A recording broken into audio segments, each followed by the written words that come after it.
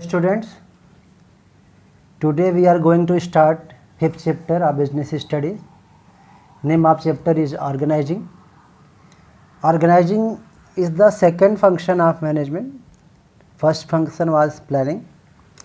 Planning हम लोग already पढ़ चुके हैं और आज हम लोग स्टार्ट करने जा रहे हैं ऑर्गेनाइजिंग. सेकेंड फंक्शन है. To organise. Organise means to arrange an event और एन एक्टिविटी. एक्टिविटी को या इवेंट को अरेंज करना, उसको बोलते हैं ऑर्गेनाइज करना. तो प्लानिंग करने के बाद हमें ऑर्गेनाइजिंग करना होता है. ऑर्गेनाइजिंग मीन्स क्या? The activities of an organisation are organised in such a manner that plans can be successfully implemented.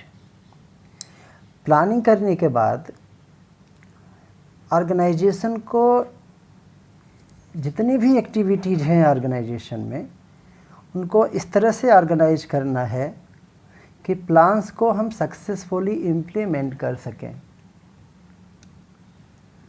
Organising ये इंश्योर करता है कि जो एफ़र्ट्स हैं, जो ऑर्गेनाइजेशन के अंदर काम करने वाले लोग हैं, उनके एफ़र्ट्स को इस तरह से डायरेक्ट किया जाए, कोऑर्डिनेट किया जाए कि ऑर्गेनाइजेशन का गोल अचीव हो सके. ऑर्गेनाइजेशन के अंदर जो रिसोर्सेज हैं उनका ऑप्टिमम यूज हो सके. जो पीपल हैं काम करने वाले, ह्यूमन रिसोर्स, वो कलेक्टिवली काम कर सकें और इफ़ेक्टिवली काम कर सकें, जिससे कि गोल अचीव हो सके ऑर्गेनाइजेशन का. इन शॉर्ट हम बोल सकते हैं organising means for translating plans into action. Plans को एक्शन में ट्रांसलेट करना. ऑर्गेनाइजिंग में क्या होता है कि एक ऑर्गेनाइजेशन स्ट्रक्चर क्रिएट होता है. उस ऑर्गेनाइजेशन स्ट्रक्चर में रोल्स, जो भी रोल हैं, काम करने वाले जो पीपल हैं, लोग हैं, उनका रोल डिसाइड किया जाता है और उनके बीच आपस में एक दूसरे के बीच इंटर रिलेशनशिप इस्टेब्लिश किया जाता है, जिससे कि कोई एम्बिग्युइटी ना हो परफॉर्मेंस में, कोई कन्फ्यूज़न ना हो, क्लियर हो सके. डिफिनीशन अगर डिफ़ाइन करना हो ऑर्गेनाइजिंग को तो इस तरह से डिफ़ाइन कर सकते हैं. Organising is a process. Organising एक प्रोसेस है. मीन्स इसमें भी स्टेप्स होते हैं. कोई भी प्रोसेस होगा वो कई स्टेप्स होते हैं उसके अंदर. तो ऑर्गेनाइजिंग भी एक प्रोसेस है, इसके अंदर कई स्टेप्स होते हैं. पढ़ेंगे आगे क्या क्या स्टेप्स होते हैं. Which involves identifying and grouping of tasks.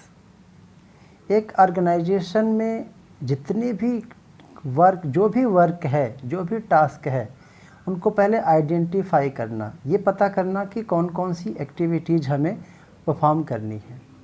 फिर उन एक्टिविटीज़ की ग्रुपिंग करना सिमिलरिटी के अकॉर्डिंग. जैसे प्रोडक्शन से रिलेटेड एक्टिविटीज़ हैं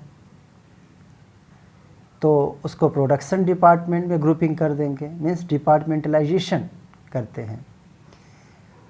मार्केटिंग डिपार्टमेंट है तो मार्केटिंग से रिलेटेड जो काम है, जैसे एडवर्टाइजमेंट है, सेलिंग है, उसको एक अलग ग्रुप बना देंगे, मार्केटिंग डिपार्टमेंट बना देंगे.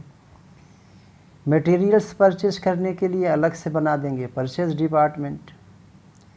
तो सबसे पहले ऑर्गेनाइजिंग में क्या होता है कि आइडेंटिफाई करते हैं हम किसको, टास्क्स को या एक्टिविटीज़ को. फिर उन टास्क्स को क्या करते हैं, हम ग्रुपिंग कर देते हैं, डिपार्टमेंटेशन करते हैं. इसके बाद ड्यूटी असाइन करते हैं, असाइनिंग ड्यूटीज़. ड्यूटी देते हैं सबको कि कौन किसको क्या क्या काम करना है. फिर establishing effective authority relationship. Authority relationship हम इस्टेब्लिश करते हैं कि कौन किसको ऑर्डर देगा, कौन किसको रिपोर्ट करेगा. और इन सब का पर्पज़ क्या है, क्यों करते हैं ये सारा काम? For the purpose of accomplishing objective of the organisation, organisation के ऑब्जेक्टिव्स को अचीव करने के लिए, उसको अकम्प्लिश करने के लिए। एक बार और डिफिनीशन पढ़ देते हैं। Organising is a process which involves identifying and grouping of tasks, assigning duties, and establishing effective authority relationship for the purpose of accomplishing objectives of the organization। तो इस definition को अगर हम एनालाइज करें तो इसमें क्या क्या चीज़ें हैं? टास्क को आइडेंटिफाई करना, फिर आइडेंटिफाई करने के बाद टास्क को ग्रुपिंग करना डिपार्टमेंट्स में, फिर ड्यूटीज असाइन करना और अथॉरिटी ऑन और रिलेशनशिप इस्टेब्लिश करना। मीन्स सुपीरियर कौन होगा, सबऑर्डिनेट कौन होगा, ये इस्टेब्लिश करना। और इन सब का पर्पज़ क्या है? ऑर्गेनाइजेशन के ऑब्जेक्टिव को इफ़ेक्टिवली सक्सेसफुली अकम्प्लिश किया जा सके, मीन्स अचीव किया जा सके। तो इस डेफिनेशन को पढ़ने के बाद हम इसके स्टेप्स देखते हैं। स्टेप्स क्या क्या हैं ऑर्गेनाइजिंग प्रोसेस के? तो सबसे पहला स्टेप है identification and division of work. Definition में भी हम लोग पढ़े थे, आइडेंटिफाइंग टास्क बोले या वर्क बोले, एक ही बात है। तो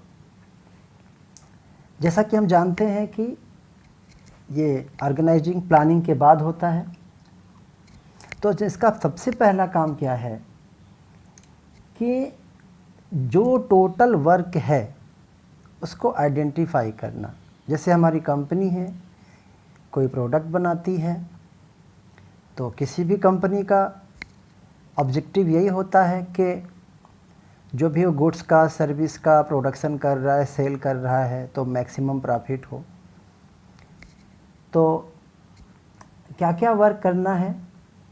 जैसे NCL है, कोल माइन है, तो उसके अंदर एक्सकेवेशन होता है, ट्रांसपोर्टिंग होता है, मशीनें हैं उनका मेंटेनेंस होता है, मटेरियल्स परचेस करके आते हैं, फाइनेंस का अरेंजमेंट होता है, अकाउंटिंग होता है, और एम्प्लॉइज़ को सेलेक्ट करना, ये सब बहुत सारे काम होते हैं। तो उनको आइडेंटिफाई करना, पहचान लेना कि क्या क्या काम करने हैं और कैसे करेंगे। जो हमने प्लान पहले से बनाया हुआ था उसी प्लान के अकॉर्डिंग। फिर वर्क को हम डिवाइड करते हैं। डिवीज़न ऑफ वर्क हम लोग प्रिंसिपल था, पढ़े थे फेयोल का।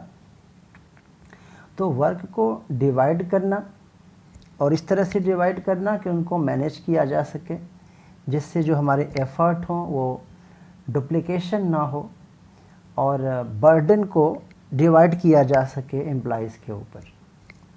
एग्जाम्पल के लिए आप कह सकते हैं कि जैसे कोई बैंक है, तो बैंक में क्या क्या काम होते हैं आइडेंटिफाई कर सकते हैं हम। कैश रिसीट लेना कस्टमर से, कैश का पेमेंट करना, FDR का काम करना, डिमांड ड्राफ्ट बनाना, और बहुत सारे काम होते हैं, तो उनको आइडेंटिफाई कर लेना।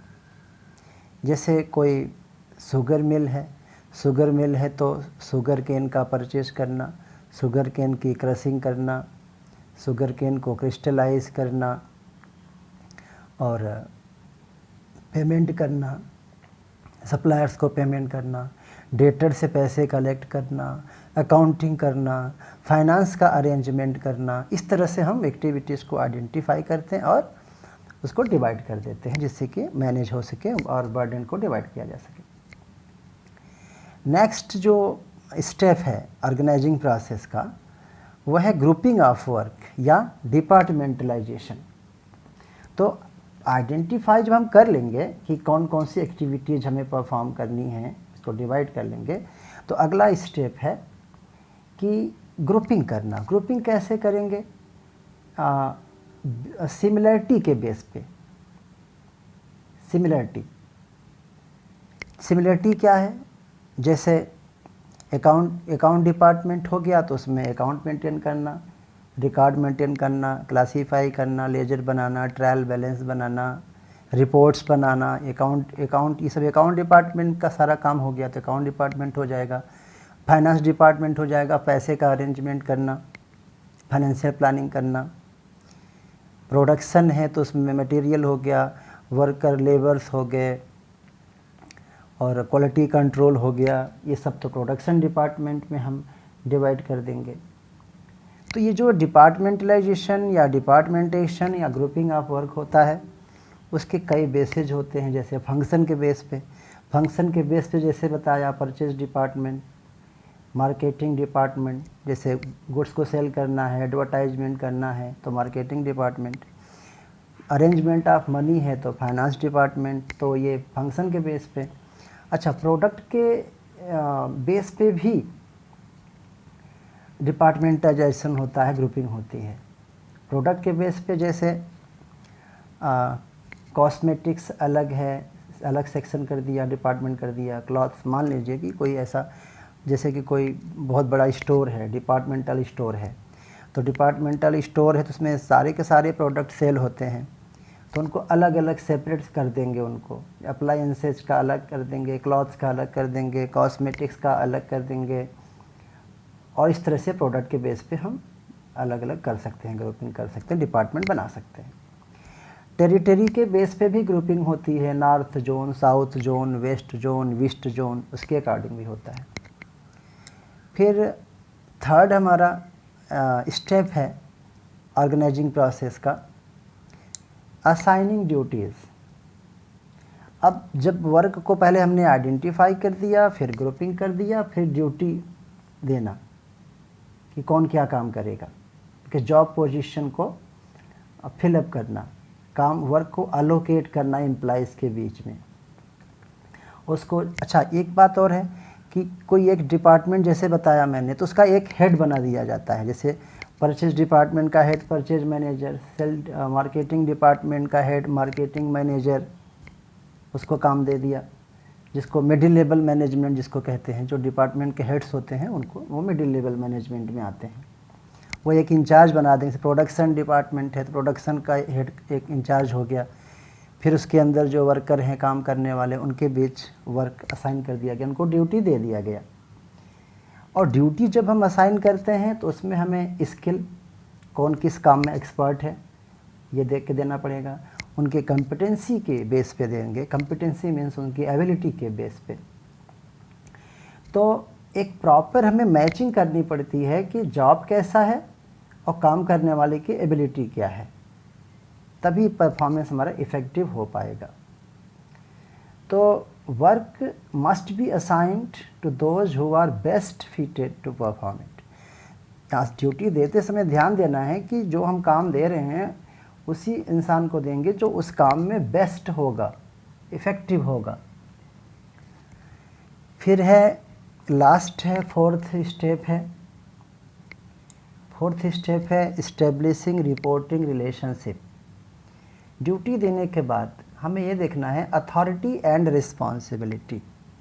अथॉरिटी मीन्स पावर होता है, डिसीजन लेने का पावर, ऑर्डर देने का पावर, और रिस्पॉन्सिबिलिटी भी देते हैं। जैसा कि हम लोग पढ़े थे, प्रिंसिपल था अथॉरिटी रिस्पॉन्सिबिलिटी में बैलेंस होना चाहिए।